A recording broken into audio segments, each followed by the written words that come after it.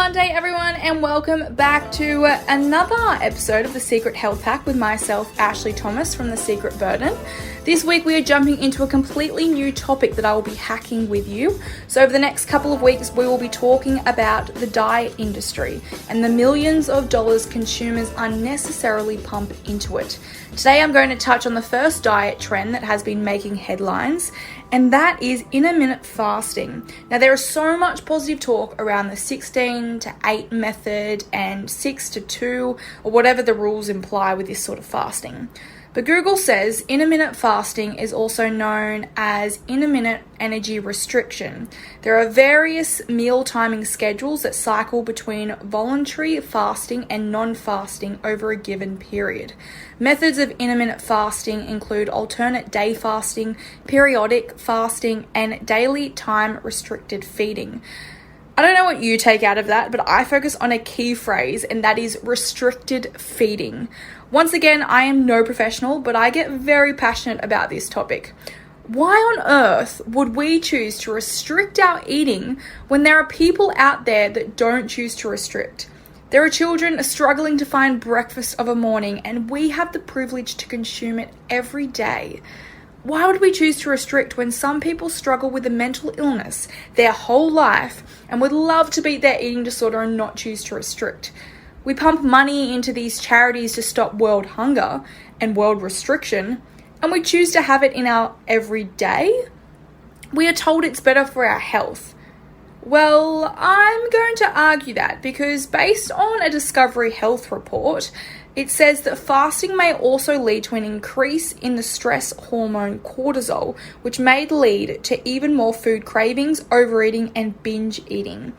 Intermittent fasting is sometimes associated with dehydration, constipation, and extreme hunger as well. But once again, the media won't tell you that because you won't spend your money then. So what do? Well, I say you hack it. When you feel hungry, when your stomach growls, when you feel tired, when you feel energy deficient, you provide yourself with the necessary nutrition. You don't need to starve your body because of a trend, or you don't need to starve your body when it is literally telling you what it needs when it needs it. All you have to do is listen. Not listen to the external, listen to your body. I feel life is meant to be enjoyed through freedom and not restriction. I feel I must be born on a different planet because I get we all want to lose weight or have a desire to fit into a certain body shape, but really ignoring your body's cues. There are so many times when we can wake up each day and our body will naturally tell us when it's hungry. Generally, you will start thinking about food, you'll go to the pantry and you'll find something to eat, or your stomach will start growling, or within yourself, your energy will just drop suddenly and you get into that hangry stage. Your mood will change. These are all cues of your body telling you when it needs food, when it needs fuel. If we start tampering with that process because outside sources like the media, like the diet industry are telling us when we should eat, what do you think that sort of message tells to our body? Sorry, I get what you're saying. I get that you're hungry, but hey, the media is telling me that I should be restricting my eating and I should be starving myself and not feeding you because I know you say that you're hungry, but I want to lose weight, so I'm not going to listen to you. I don't understand. Before all of this, we never had any of the media or the influx of information telling us how to look after our bodies. Going back to even the caveman days, they knew when they were hungry and they knew when they needed to find food. They supported their body when their body told them they were hungry, when their body told them that they needed fuel. What's changed now? Now we feel like we need an answer from other people to tell us how we should control our bodies, how we should look after our bodies.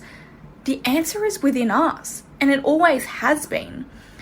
It's just frustrating when you hear things like the new diet trends that think that they can abuse our body's cues and abuse us listening to our bodies and use our insecurities in order to make us buy something or to make us do something with our lives and change the way we feel about ourselves. When really at the end of the day, we have the answer and we should be listening to our bodies. Well, that's it from me. See you guys next time for another episode of The Secret Health Hack with your host, Ashlee Thomas. Have a great day, and if you can, tune into your body. Listen in. See when you feel hungry, and if you have actually been ignoring it, because a lot of the time we don't realize our body is giving us the answer, but we're choosing to ignore it.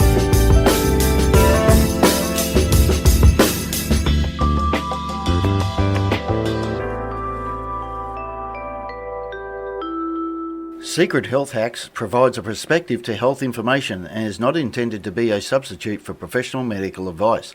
Always seek the guidance of your doctor or other qualified health professionals with any questions you may have regarding your health or medical condition.